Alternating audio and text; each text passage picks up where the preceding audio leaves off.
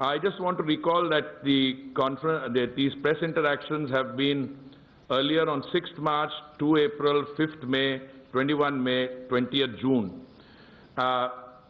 We explained the measures which were taken at the airports. We outlined the commencement of the Lifeline Udan mission, which was able to, I wouldn't say complete its mission, but mature to a point where the remaining cargo could be carried out by domestic flights when they started, or we were sending our carriers to bring back 1,500 tons of cargo from outside and take 30 tons of cargo from here in. Then we talked about the resumption of domestic operations, and we also, I want to just remind you, outlined the beginnings of the Vande Bharat mission. Now, I just want to submit some figures to you. I will request Rajiv Jain. Where is he? No, I have another Rajiv Jain who is the ADG PIB. All the figures that I'm using, just put them on our ministry's website so that those of our colleagues who want to, quote those, they have easy access. Now, these figures change every day. On the Vande Bharat mission, I just want to remind you that when we started, we had modest beginnings. The demand assessment which we were working on was that there were approximately 190,000 Indian citizens who were in distress or were stranded in other countries. Why did we have this figure of 190,000? This is a figure which was given to us by the Ministry of External Affairs. Why did the Ministry of External Affairs give us this figure of 190,000? Because those were the number of people who registered in the missions and our consulates throughout the world. So we planned a mission according to a program, according to roughly having 190,000 people to be brought back. Now, I just want to share with you that the total number of people, citizens repatriated as of yesterday, 15th July, those are the latest figures I have, is 687,467. 687,467.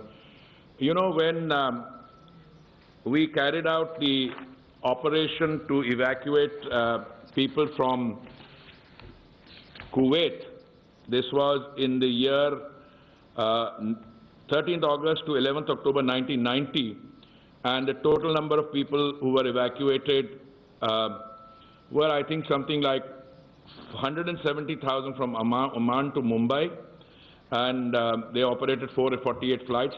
I think Air India then entered the Guinness Book of Records when it was 170,000. Today we have done 687,000, and this figure increases by the day. Every evening my social media team gets the approval from me on an outline of how many, approximate, and then when the figures come in at 23:59, when the last figures come in, they are updated, and that is when it goes out midnight or early morning. Out of this figure of 687,000, the Air India Group has transported 215,495.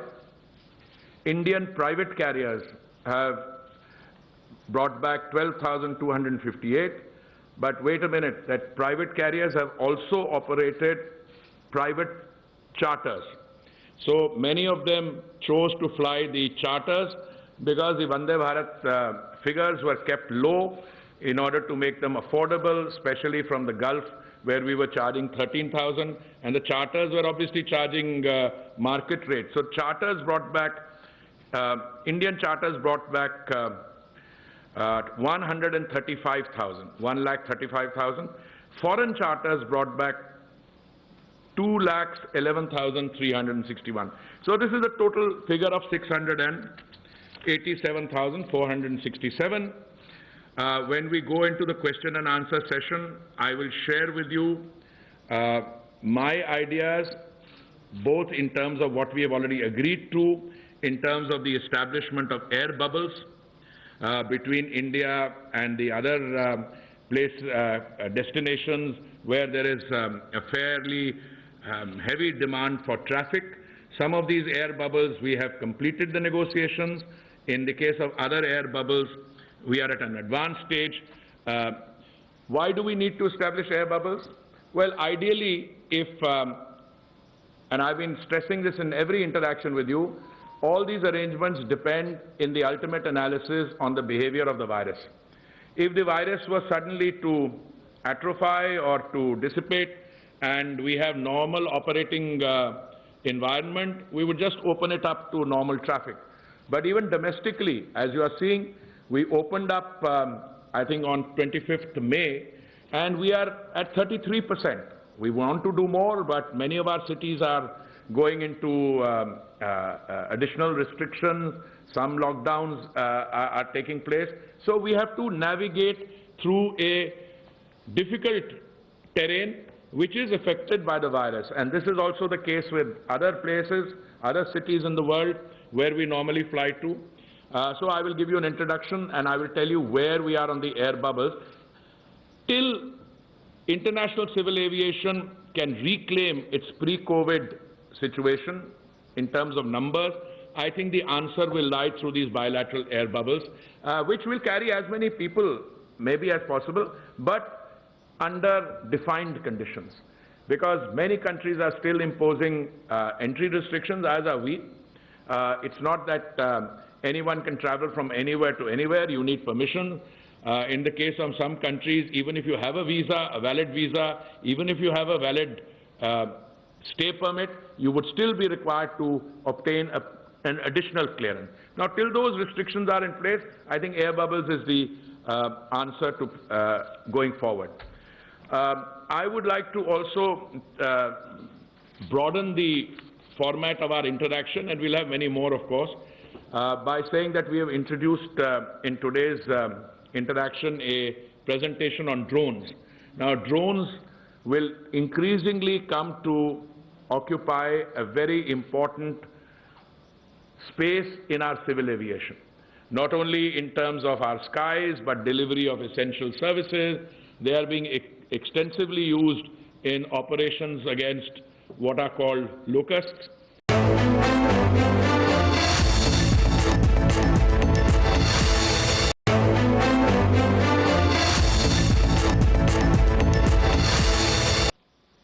As you all know, following the global COVID-19 outbreak, all international airline operations were put on hold on March 22nd, 2020.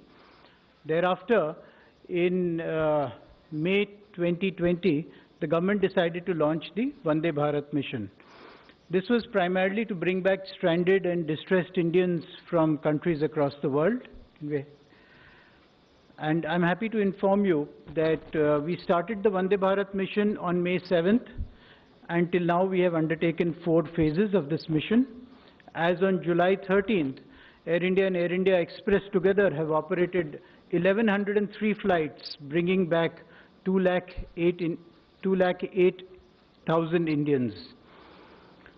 On many of these flights, we have ferried back 85,289 passengers to various countries across the world. We are proud to note that Air India has operated flights to 71 cities in 53 countries so far. This has been a challenge for us because Air India has operated to several new stations, several new countries in these 4 phases. We have operated to 32 new destinations in this mission.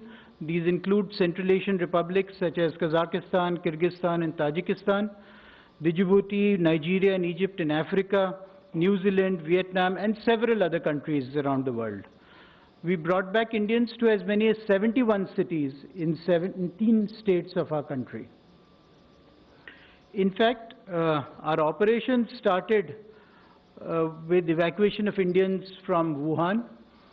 This was, in fact, widely appreciated and also brought in accolades from our Honorable Prime Minister.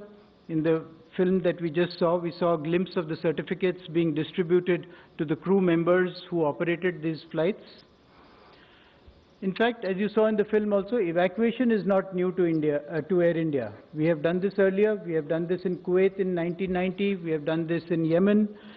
But this operation is vastly different in terms of its global impact, its scale, its size, its number of flights, its number of passengers that we are bringing back.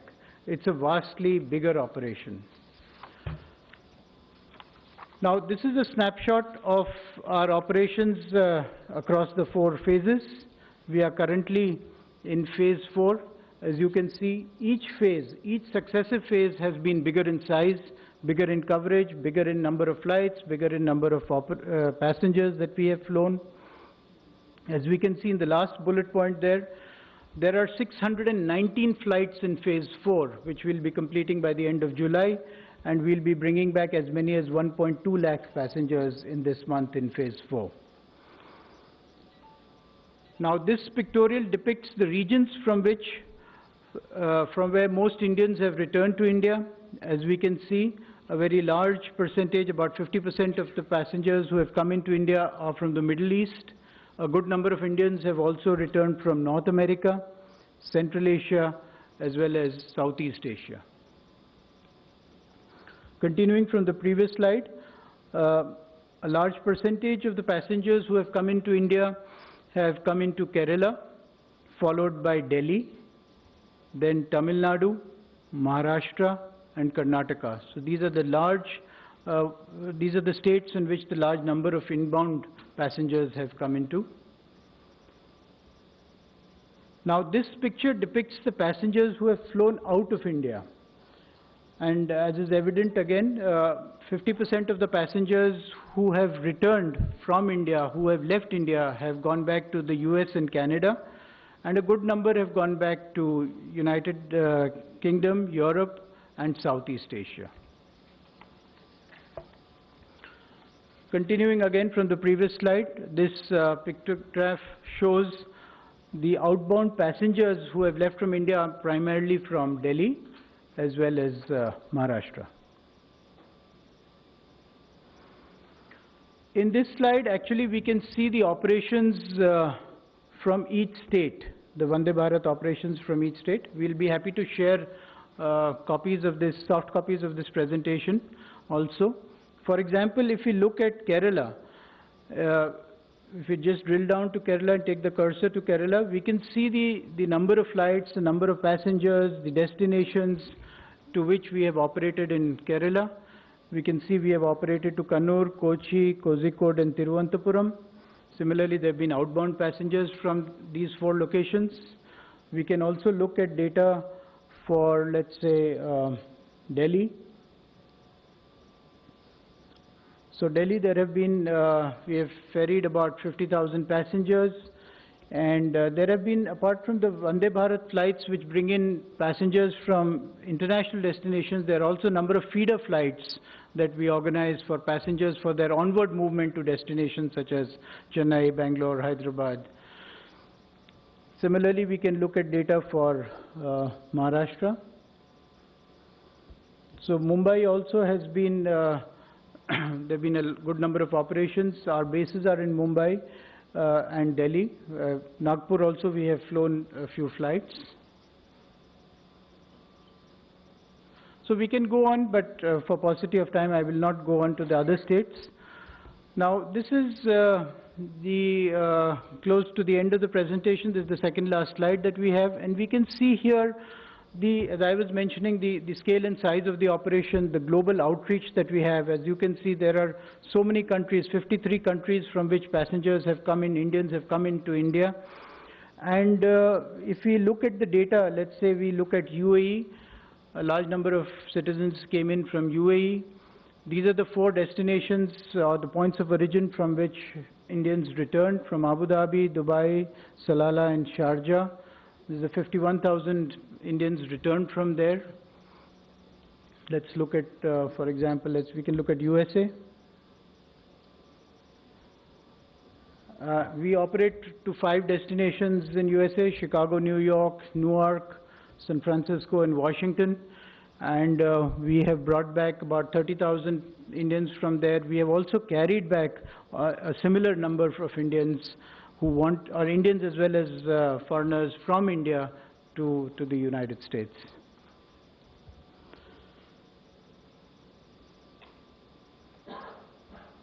So this is actually a summary, and Honorable Minister had also mentioned some of these data points in his inaugural inaugural remarks. Air India and Air India Express have carried about 2.1 lakh passengers. There have been a large number of chartered flights operated by Indian carriers as well as foreign carriers, and they have operated close to 3.3 lakhs. And there have been naval ships, there have been land border crossings, so total of about 6.55 lakh. This is as on 13th July, and what the Honorable Minister was referring to, about 6.87 is 2 days later. So about close to 7 lakh people have so far come in this mission.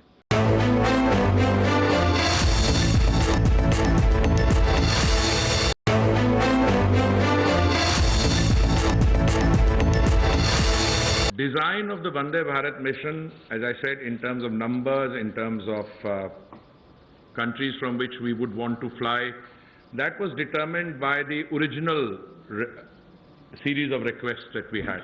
And as I said, 190,000 people had registered.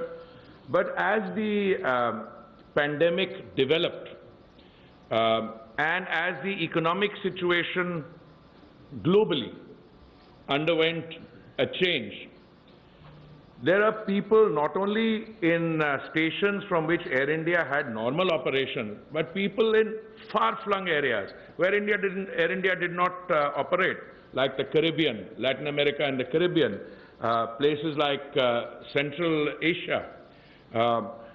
I didn't know that we had so many medical students in Bishkek, for instance, and in other parts of Kyrgyzstan.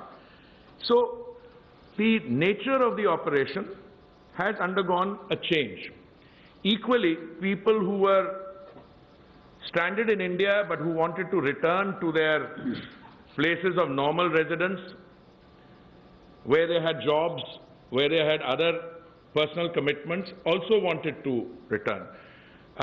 So, as you see, the design evolved.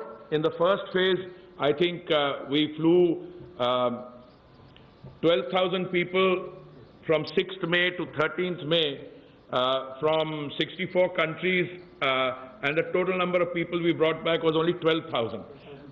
12,700. And as Rajiv explained, with each successive phase, that number has increased. The number of countries to which you have gone have increased. There was a very interesting slide there. Places where Air India was normally not associated. But you carried out special flights to them.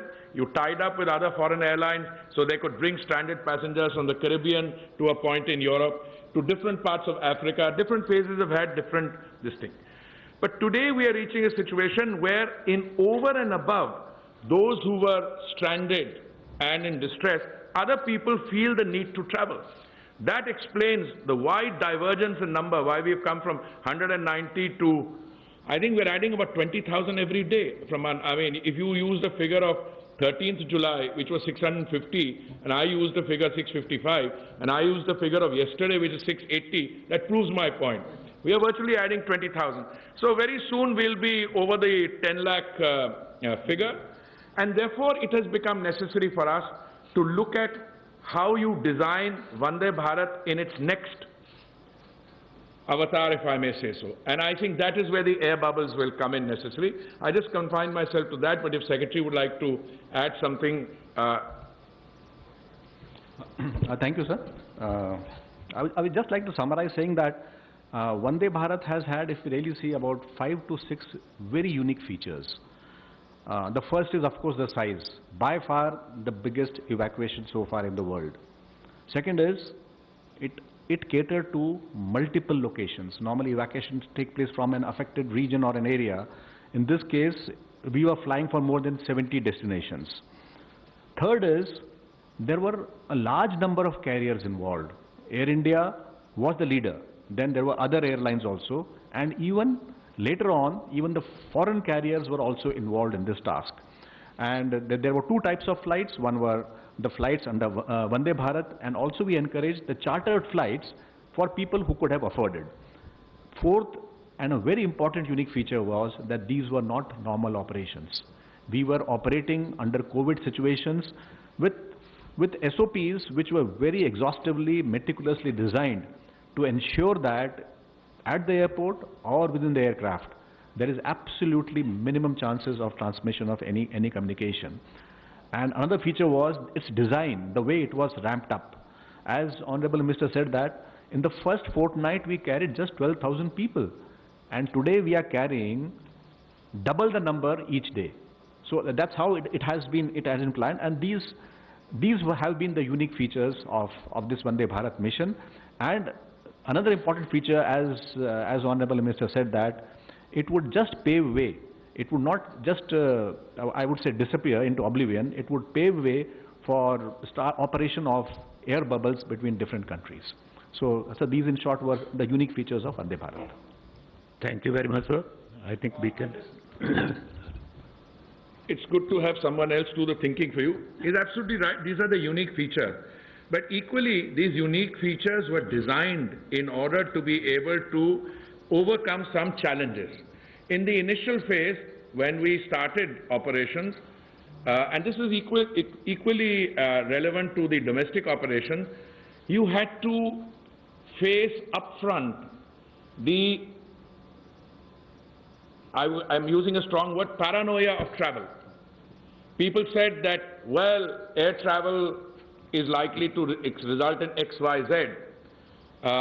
We had a challenge mounted by someone from within our system on this issue.